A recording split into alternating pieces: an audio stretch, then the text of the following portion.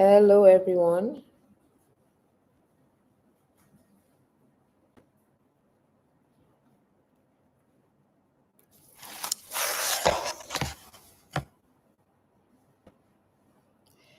Okay, so hello, everyone. Welcome to the Conscious Living Series, Conversation 4. It's really good to be with us, and I'm really excited to continue these live conversations. We've had a lot of feedback from people on that topic of living consciously, and I would like to say that I'm streaming on two devices. There's Instagram and also my YouTube live. So welcome to everyone that's joining right now on both devices. Okay. So today's conversation is gonna be around another one of what we call our core score. So for those who have started following our series, we Okay, for those who have started following our series, our conversations are really around how to live consciously, how to take back control of your life, are in line for your highest good.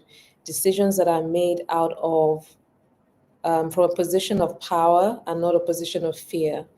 And that's really what the conscious living see. For my very first conversation, um, I mentioned that a lot of the principles that I'm going to be sharing are based on our core coaching training certification. These are principles that we share when we are training people to be coaches, and how to coach using consciousness and energy. But we've decided to share these conversations. Is paused. Hold on a second. It says poor connection. Are we going on? Reconnecting. Okay. All right. So we've decided to share these conversations with as many people as want to connect with the conversations. It's interesting that my Instagram it looks like it's acting up. Yeah, for my team that are here. No, it's fine. We're back on now. Okay, I have Prashant Singh that's with me all the way from India. That's so interesting. Hi, Prashant. It's been a while. It's so interesting. Just before we went live, there was a particular YouTube recording that we were listening to on conscious living, and the young lady that does the conversations and the podcast is actually based in India. But I was just really curious with the fact that it's almost as if right now we have conscious living as a topic for so many people around the world. You know, if you that people, you know, in practically every single continent. So I just sense that there is a collective move around the world trying to get people to understand the power of consciousness, and trying to get people to understand how to use that knowledge to live more deliberately. So, as I said, this is our conversation, our fourth conversation. We have these conversations every 2 weeks. This is the fourth conversation. For those who want to replay or go back to what we discussed, which is almost like foundation to a lot of the topics and concepts that we're sharing, you can go back to Ajibola A Official on my YouTube channel, Ajibola A Official. Or you can also check some shorts on my Instagram, Ajibola A Official, as well. So, this conversation, as I said, hello everyone that is joined on Instagram and also on YouTube. So, this conversation today is going to be around one of the core principles that we share in our core coaching certification program. We have 20 core principles that underlie the conscious living principles and conscious living program. And the one that we're exploring today is a principle that says truth exists regardless of belief or consensus. Okay. So basically, what that particular principle is trying to tell us is that truth is only true until it's proven not to be true. So, as we all know, that there was a time, whatever is true to you is your truth. But what is your truth does not have to be the truth. So basically, you have a truth which is a universal truth. I always call it the truth with a capital T. And then we have a truth with a small t, which is what is true to you. What is true to you is your reality. Because you believe it to be true, no one can tell you otherwise that it's not true. And whatever you believe to be true is what you will act out of. So, for instance, there was a time where in Nigeria, people believed that twins were evil. So anybody that had twins, they'll kill one because they believe that twins were evil. And that practice went on for centuries until Mary Slessor came and basically advocated and, educated people against the killing of twins. The same way, there was a time that people believed that the earth was flat, and it was their truth. We believed the earth was flat and that humanity was in the middle of the earth and everything revolved around humanity, until, I don't know if it was Galileo that discovered that the earth is actually an orbit that revolved around the sun. Not that the earth is flat and the sun and the moon revolves around the earth being the center of the universe. So bottom line is that everybody, knowledge is what frees you. Knowledge is power. And knowledge is important for us to understand that there is so much going on right now. In fact, I think that this is probably the most exciting time, probably in the history of forever, where there is so much going on with discoveries in practically every single field. Discovery in science, in quantum physics, discoveries everywhere. And we are seeing that truth, what we believe was true, that we hold on to be true, many things are coming up to either negate or to expose the truth. So, as I said, the concept we're exploring today is the principle that says truth exists regardless of what you believe or um, uh, regardless of consensus. So, a society, a people have what they believe to be true, but is it really the truth? It is true to them, but is it really the truth? So, just before we came on, I started the broadcast, I was asking my team that, okay, what are the things that we believe in this part of the world to be true? And they're not necessarily the truth, but we hold it and we believe it and we act out of it. So, one particular one that came to mind was, there's a Yoruba saying, I don't know the saying. If anybody knows the saying, please just put it put it in the chat group, in the message section. So there's a particular saying in the western part of Nigeria that says, unless somebody's somebody's thing is spoiled, then another person cannot rise. I am trying to transliterate, but that's really not what it says that "Si tẹnìkan ò bá bàjẹ́, tẹnìkan ò ní dá," which means that unless a person is either brought down or what they're doing is destroyed, then another person cannot rise. That is a belief in the Yoruba kingdom.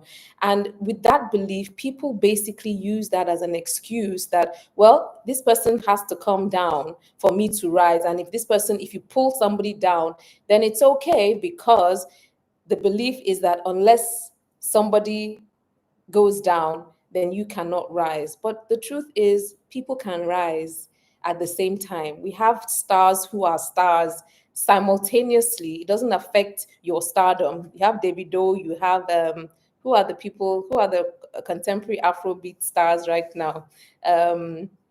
Again, help me out here. So there's Davido, there's Burna Boy. I mean, they're all stars in their own right, and everybody. There's Wizkid. Thank you very much, King Pharrell. There's Wizkid as well. I mean, they're both stars, and you have so many other stars. They're all rising at the same time. So basically, what we're saying essentially is that there are some beliefs that we hold to be true as individuals, and there's some beliefs we hold to be true as a society that actually limit and hinder how far we can go in life. It limits and hinders our behaviors as well.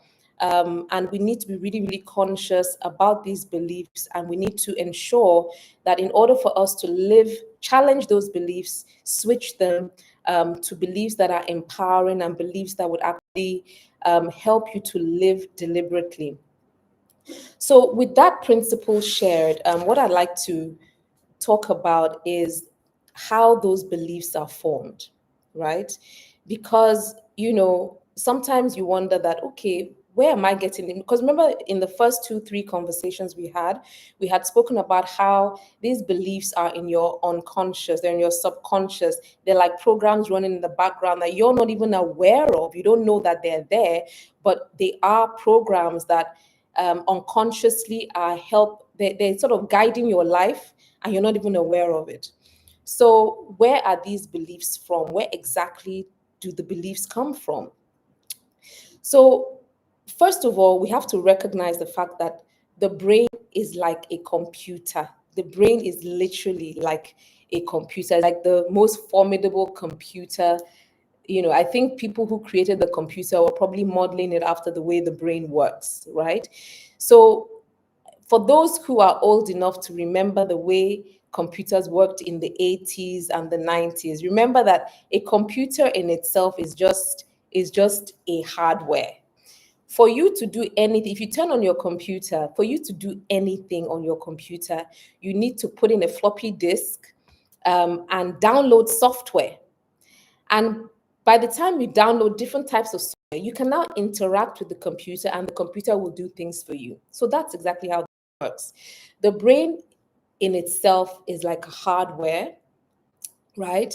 Um, and then you feed this your hardware with software, with programs, and the programs basically run in the background to help you to make your life easier. So, for instance, we don't think about walking. We don't think about how we talk. We don't, there's some things that have become so automated. That's what the software, the programming does for you.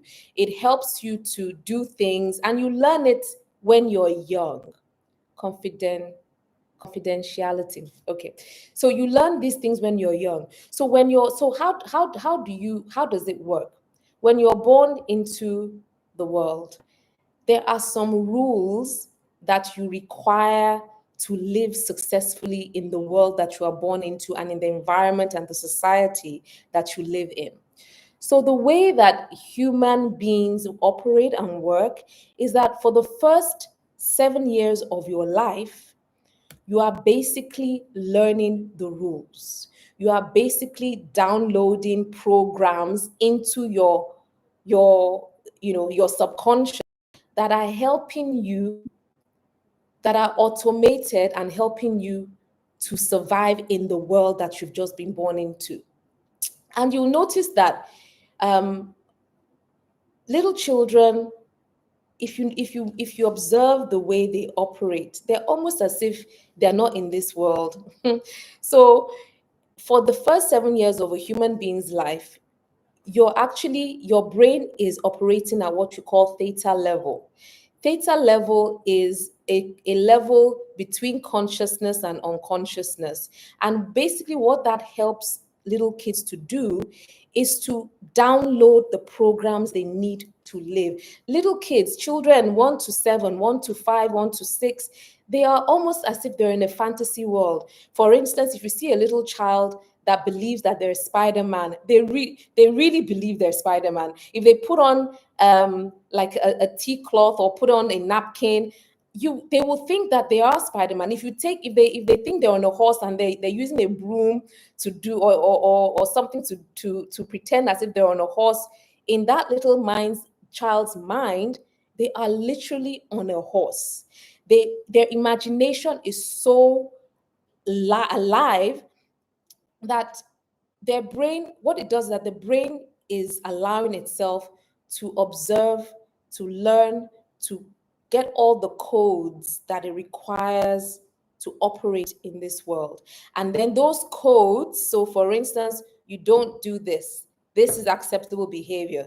This is what you're supposed to do in this situation. This is where you sit. This is how you behave in school. All those programs, and the truth is, once you're like 10, you don't think about it. It's whatever you learn that you just do, you act out. But there's actually a program running in the background that is telling you that behave this way, do this or do that, right? So at that point in time, your brain is soaking up all the information in the theta brainwave level, and it's coding all this information and making them programs that will just run, right? So from the age of 7, you start coming into yourself basically.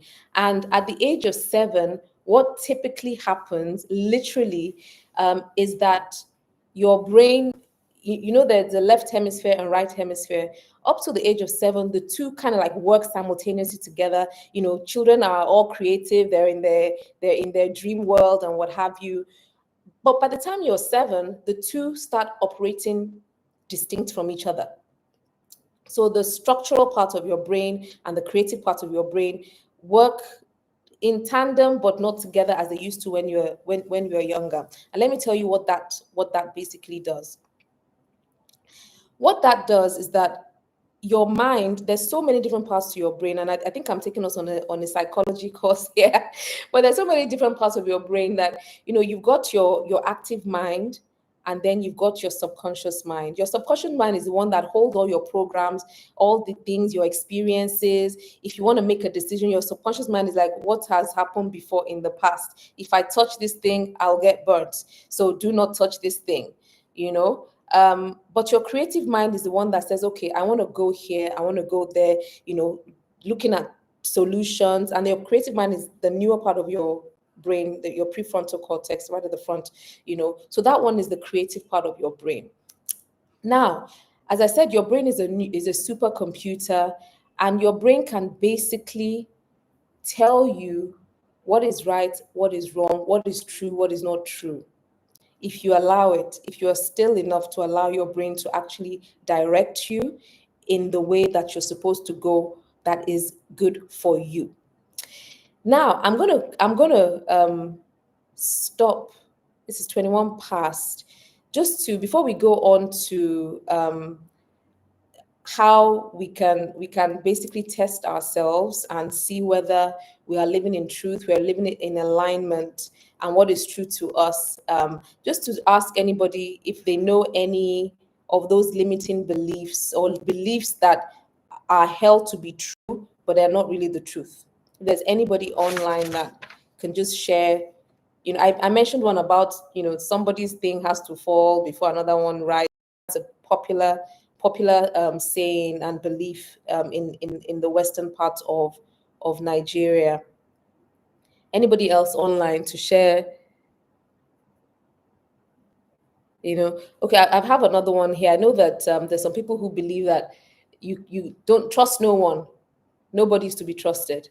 And really, you live your life trusting nobody, suspecting everybody. Even those who are supposed to be trusted and can be trusted, you do not trust. Somebody said here, "K Sarah, Sarah, whatever will be, will be." That one, I'm not sure if that is a truth. That is actually an ultimate truth. Whatever will be at the end of the day, because there is some level of fate, aligned with what we do on a daily basis. So I have one. There's no rest till you get to heaven. So people believe they must work all the time. Life is hard is another one. Life is tough, life is hard. Really? you know Life becomes a self-fulfilling prophecy. It is what you say about life that your life will be. If you have a belief that life is hard, your life will be hard. You will have to slug and to slave and to toil to make it in life, because that is what you're looking for, and that is what will come to you. So life is hard is a very, very, very, very, it's a very good one, that's just been added here. Life doesn't have to be hard. There's some people who live very simple, easy lives, so that's another one. What else do we have here? Lazy man, no chop. No, no, okay, that if you're lazy, you won't eat. Well, I don't know. What do you guys think? Is that a limiting belief? That is how I am. That is how I am. Yeah, yeah, people do that all the time.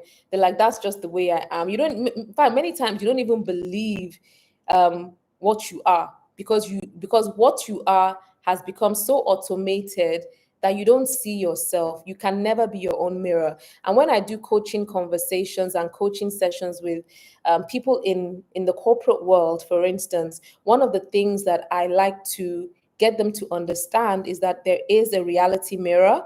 There is a mirror, and that reality mirror is really you. Very few people have the level of self awareness to know how they show up in their world. Very few people are mature intelligently, emotionally, to the point where they know exactly how their behavior shows up in the world that they live in. So, what I always tell leaders and executives that I work with is that your true test, whether the rubber meets the road or hits the road, is when people around you, because you can't be your own mirror, people around you will tell you how you show up. And many times when we go through like 360 degrees and you get people to give feedback, many people are surprised that, I thought, because you'll ask them, how do you think you're doing, how's your leadership style, how are you working, coping with life, and they'll tell you a whole load of stories. And then the feedback will come back. And I had a client just last week who was absolutely shocked by the feedback, anonymous feedback that was given to him by the people that are around him. And he was like, no, that's not me. That's not that. They don't know me. They can't know me as well as I know myself. Hey, that is not true. People can know you because you show up in a certain way. And because, as I said, your automated habitual processes have become so habitual, you don't even realize you're doing what you're doing. It's a bit like when you're driving a car. When you start learning to drive a car, you're very conscious of every single thing you're doing. You're, checking the mirrors, you're everything, you're consciously conscious. But after a while, I mean, I don't know if it's happened to anybody where, you're driving and you're doing something else, and all of a sudden you're like, oh my goodness, I've taken my eyes off the road for I don't know how many seconds. Anything could have happened. But that is what your subconscious mind does for you. Your subconscious mind helps you. It's working and you don't even realize that it's working. Okay, so there's so many things like that that I wanted to talk about that you need to challenge.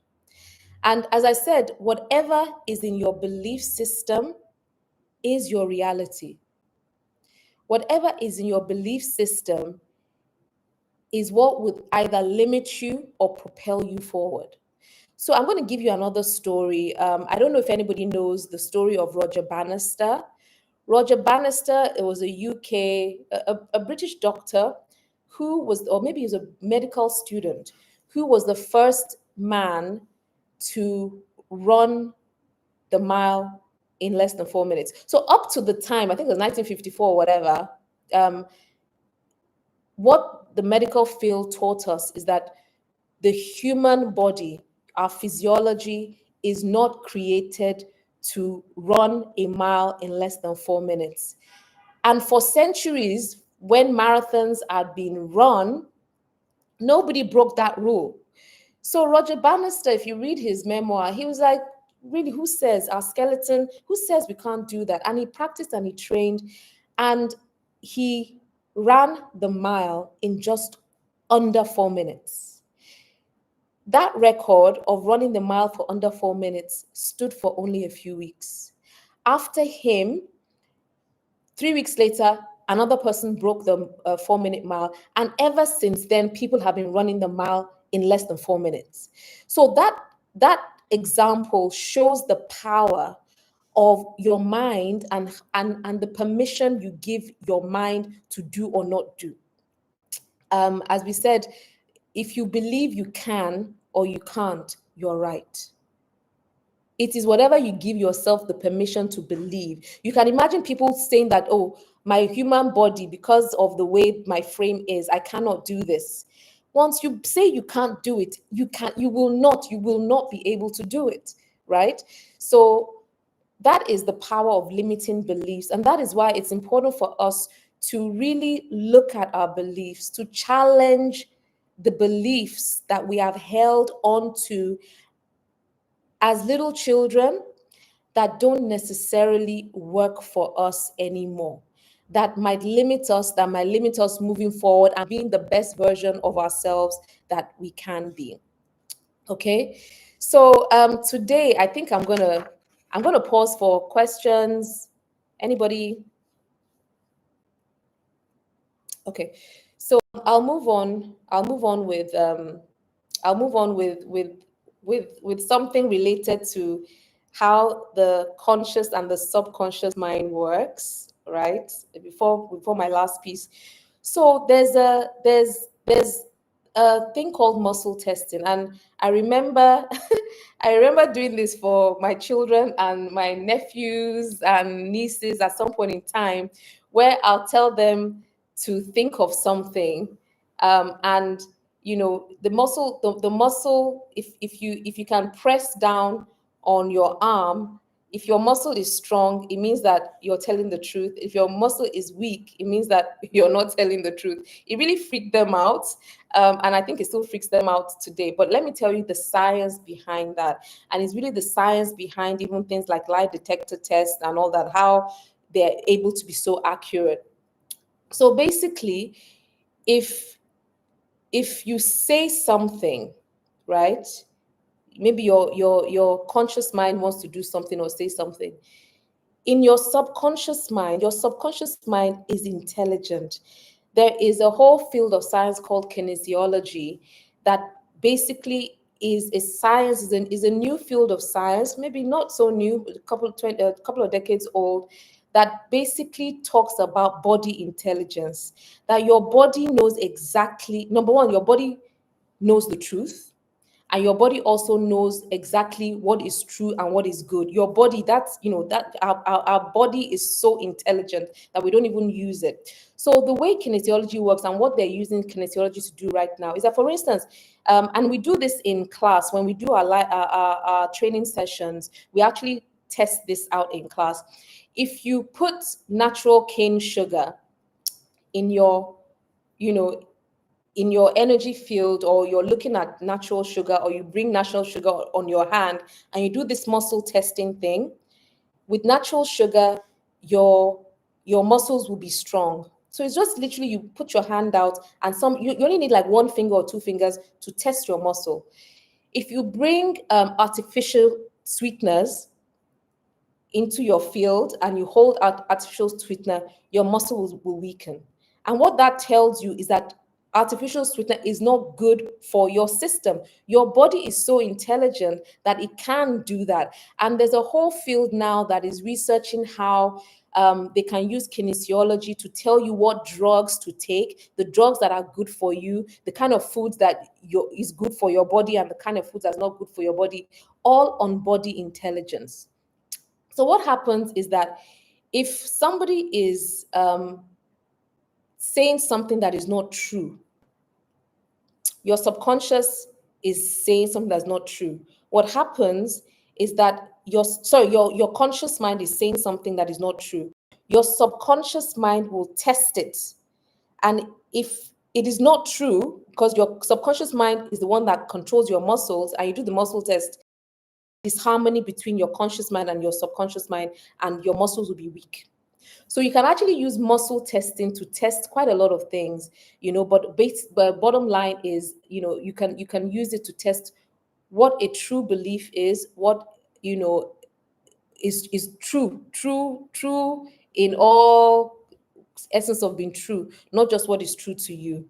So I just thought to mention that before going on to what I wanted to talk to on the last segment of this conversation.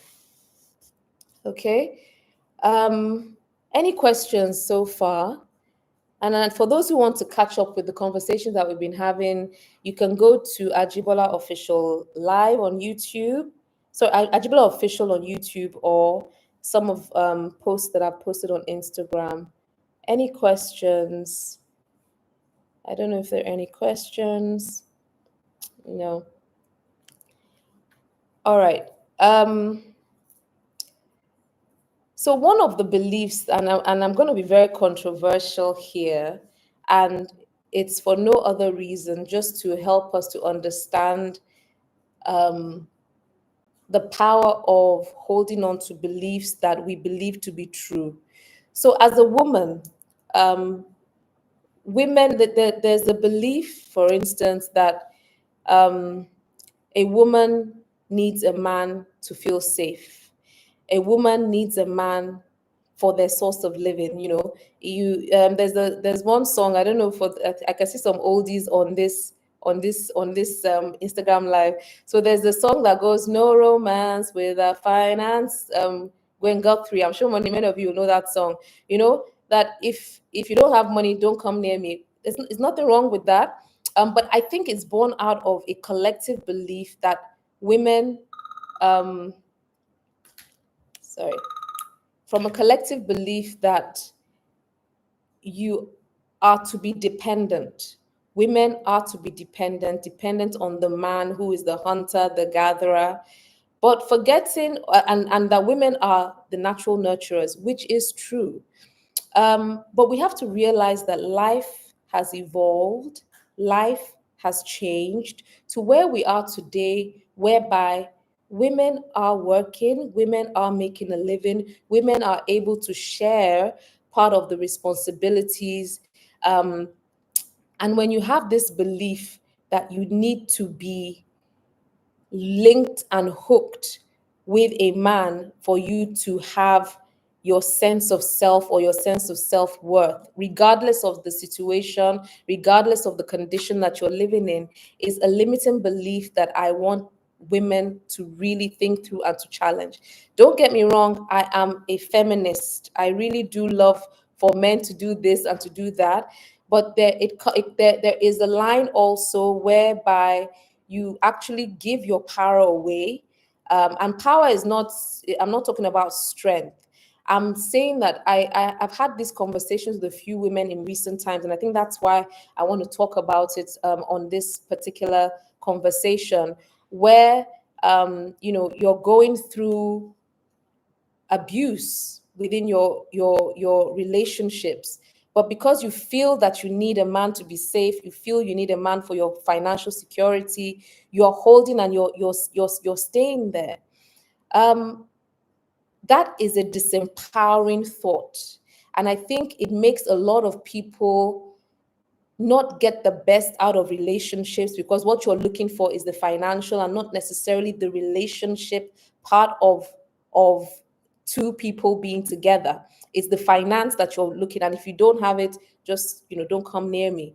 But the truth of the matter is that a woman can be financially successful, can be financially independent, and you can be interdependent on one another. You can work together symbiotically with the men in your life or the man in your life, and you will survive. And I think that's what makes a lot of women now just fall prey to going the sugary lane, because they feel that they don't have the power to make as much money as a man. And that is really not true, because you can see, again, that is a limiting belief that whether we believe it or not, we still hold on to as a collective. And it doesn't matter whether we're in Africa or Europe, America, that is a belief system that women have, regardless of the fact that if you look at the trajectory in the last century or so, you have women that are doing so well, women who are even the breadwinners and who are the ones that are, the financially more stable in their homes. And what you find, because of that mindset that a man is supposed to do this, a man is supposed to do that. Again, I'm not knocking the role of men and women within a relationship. Whatever works for each one, and each relationship works for them. I'm just saying that sometimes these beliefs can be so disempowering to women, and women will believe that they can't do anything without having somebody is stronger than them. No, for me, I believe that, it says that let us make man in our image. It didn't say in my image, and I'm going biblical here because sometimes I do that in these conversations. Let us make man in our image. And I always wonder when you say our image, who is the our? And if you see nature, male, female, male, female, male, female, does that mean that when man was being created, it was male and female? Because where did the woman fall out from? I mean, we couldn't have just fallen out of the sky of the rib. There must have been in our image. Obviously, we're made after somebody's image. That's just something for us to think about. But it's just something that I always think about, that women are as relevant as men in society. And for our society, because I know the way our society works, women still are disempowered, and you still feel that, we look at ourselves sometimes as second class citizens. And for me, those are all limiting beliefs that I'd like us to challenge, and to think through, and to replace those beliefs with beliefs that are actually empowering. Because yes, you can do a lot of things, you can achieve a lot of things on your own, by yourself. But as I said, it's always good to have that partnership. You can probably get further when you do have that partnership going, but it doesn't mean that you are lesser, or you have to rely on somebody to make a living, or to be secure in life. So yes, I said today's conversation is going to be a lot shorter than our normal conversation. So we are at 40 minutes past the hour. Again, I'm going to check in if there are any questions. It says that there's a question here that says, how do we challenge our limiting beliefs? Okay. The very first thing you can do is just to ask yourself, really? Simple. Life is hard. Really? Does it just literally ask yourself that question? There are times that people say that limiting beliefs are as true as the facts that are presented to counter the belief. When a superior fact, evidence comes forward, once you can say, really, you give your brain the permission to start looking for an alternative answer. Once you don't stand back and challenge that belief by saying, really, is that really true? You will not find the answer. And let me explain. I think I was explaining this to one of my nephews recently, where there's a saying that it's not even a saying, a psychological phenomenon that says whatever your focus is on will be your focus, and it'll be the only thing that you see. So if you focus on finding fault, if all your focus is on is, there's some people who are fantastic fault finders. They will, every single thing you do, they will always find something wrong. And I'm sure even people in my office will probably think that, based on the number of memos they sent to me, and I'm like, oh, full stop here, comma here. But there's some people who are professional fault find. They will find fault in every single thing that people around them do, right? Because there's probably a belief somewhere running that they're not even aware of. So what happens with those kind of people is that if they believe that things will always go wrong, or there's always a problem, even when things go right, they won't see it.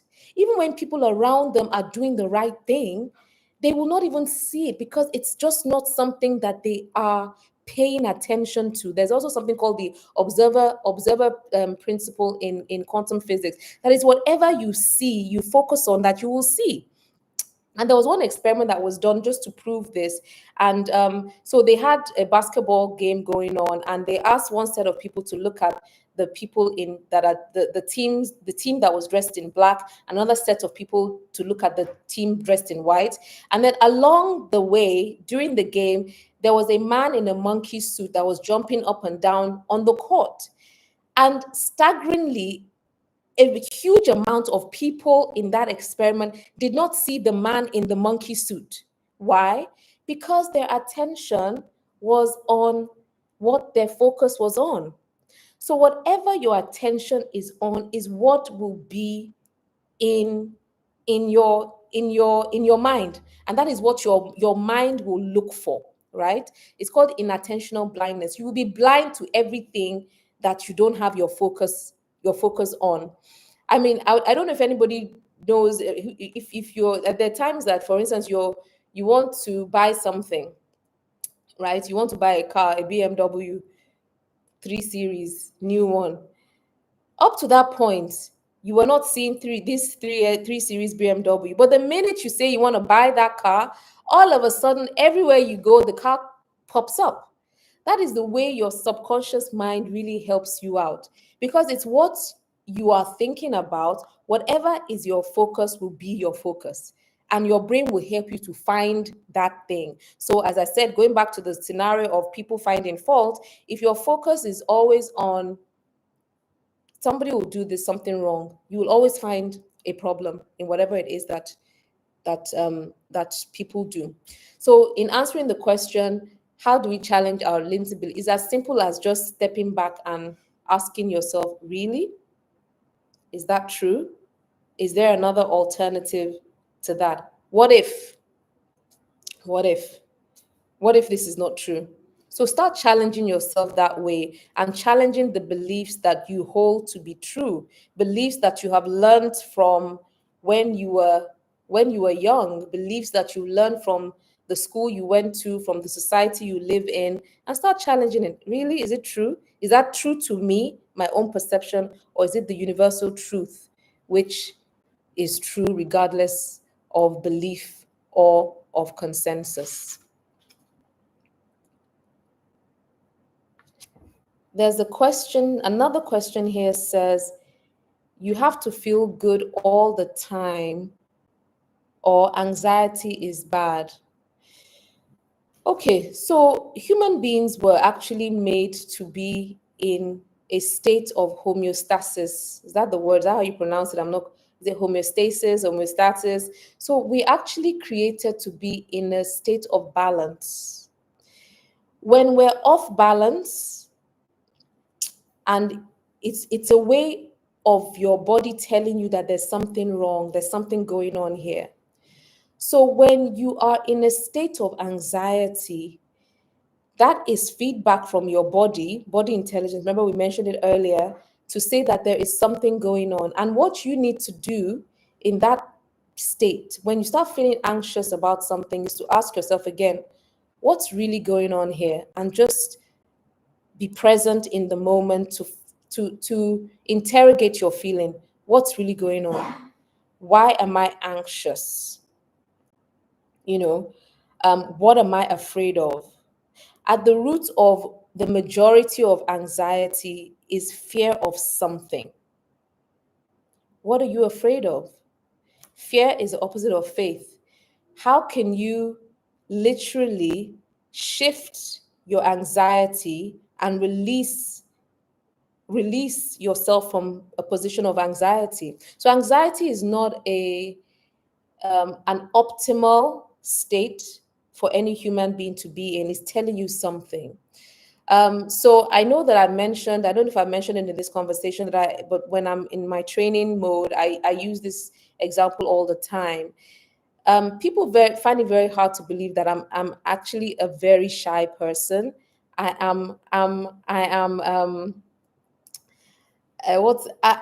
introvert, and people find it hard to believe because they see me talking, speaking. I can talk in front of an audience, but in the past, for me to speak in public, I get serious anxiety. It's like I'm shaking. And by the time I started interrogating what is going on, what is really going on, it was a fear of looking stupid, of sounding stupid, a fear of people judging me, people criticizing me. And I literally had to go through the process of saying, what's the worst that can happen? I want to speak in public. I say something silly. What's the worst that can happen? They will laugh at me. And so what? I'll look stupid. And so what? I won't be able to face them when I come into the room again. Really? Would I not be able to? And so what? So the so what questions as well are great questions to ask when you need to challenge your level of anxiety, or challenge when you're not feeling off kilt, when you're not in a state of balance. Fear. What is the fear? What is at the root cause of fear? Fear is not a natural. Fear is your subconscious mind telling you, is a warning sign. But what you will find out most of the time is that these fears are not real fears. A fear is a fear, like, when there's a lion, your the amygdala, the old part of your brain, is helping. It was trained to protect you. It was trained for you to survive, right? So in the olden days, when cavemen, a lion comes, your body would your brain would tell you run. Anxiety, fear is like, and what happens when you're in a state of fear is that your body will tell you, put you into fight or flight mode. Basically, you become less creative.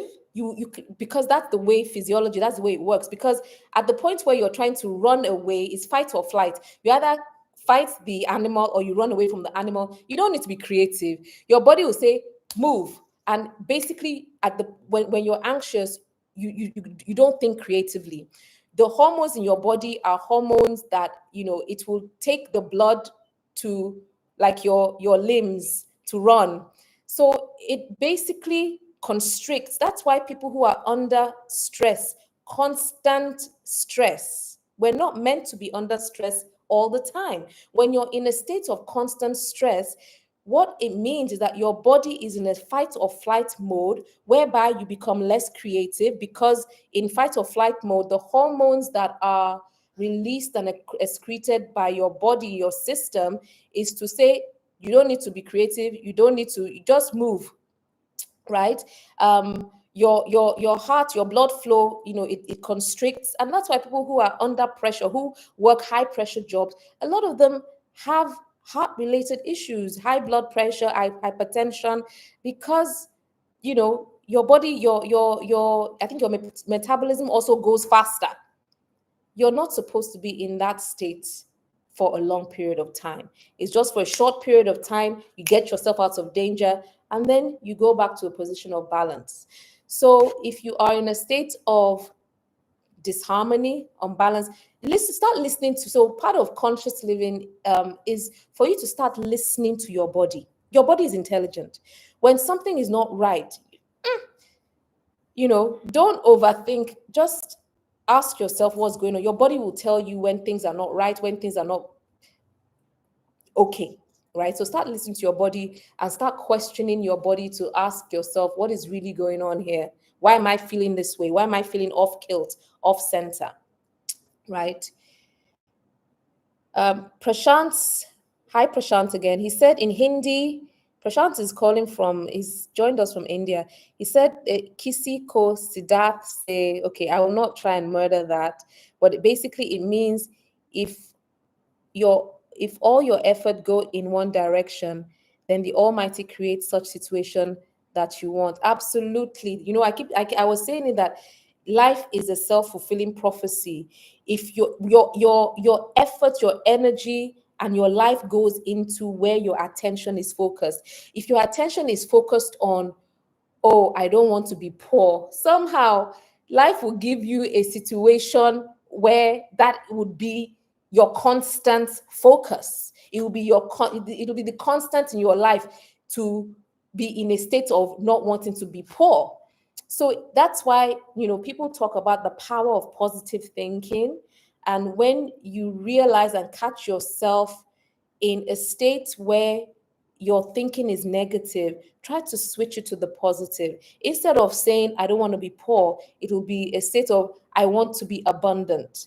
I always say it's not, I tell people that it's not necessarily riches that you should pray for, because, don't pray for what you don't want. Because some people can be rich and they are poor in health, they are poor in relationship, they are poor in many other things in their life.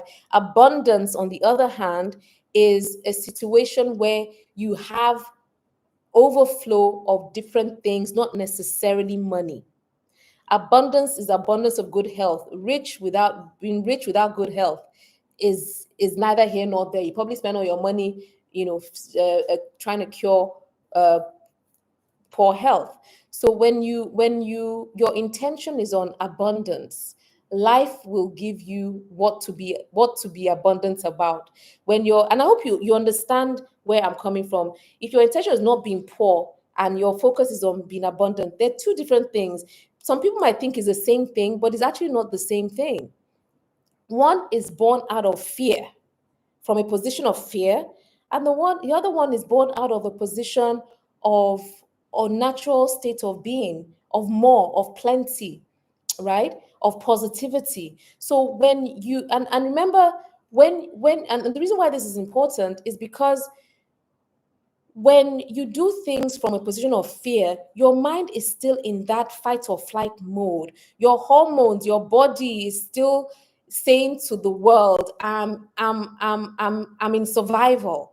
And you will continue to be in survival. There is actually a science behind that I just discovered a few days ago. There is a science behind, there's a book called The Biology of Belief. And basically, what he's a neuroscientist, a doctor of sorts, and he went into research around how your cells react to your belief system. And all this that we've been talking about is basically confirmed in science, that your cells react to your belief. So if your belief is positive, the hormones that are given out of your system are the happy hormones, the positive hormones, the love related hormones. So for instance, when people, I'll use the extreme condition, when people are in love, when there's some people that say, oh, you're glowing, and like, you're in love, you're glowing. Because what happens when you are in the higher states of being, the state of love, positivity, joy, is that your system, the hormones secreted in your system, reinforce your state. And it's actually good for your health. And it's all in this book called The Biology of Belief. And when you are in a state of fear, of stress, fear, hatred, resentment, those are all negative fear-based beliefs. And what happens? Your system releases those fear-based hormones, and you will see more of those things in your life, and it actually impacts you physically. And I think we mentioned that in one of the conversations that we had around how uh, negative beliefs, toxic emotions, negative emotions have been linked to a lot of diseases, clinically linked to a lot of diseases, which is why there's a lot of benefit in people actually being in a positive state a lot of the time. So thank you very much to Prashant for that. Life is a self-fulfilling prophecy. Be very conscious of what you're thinking, and be very conscious of what underlies, whether your thoughts and your beliefs are from a position of fear, they're fear-based thoughts and beliefs, or whether they are positive based beliefs, because they create different things and different life circumstances and different outcomes in your life. Okay.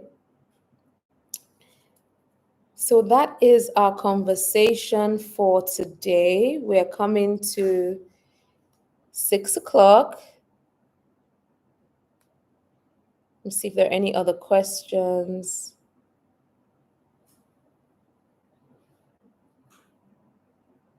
Yeah, so somebody said most of the time, one belief in oneself and say confidentiality, the lie.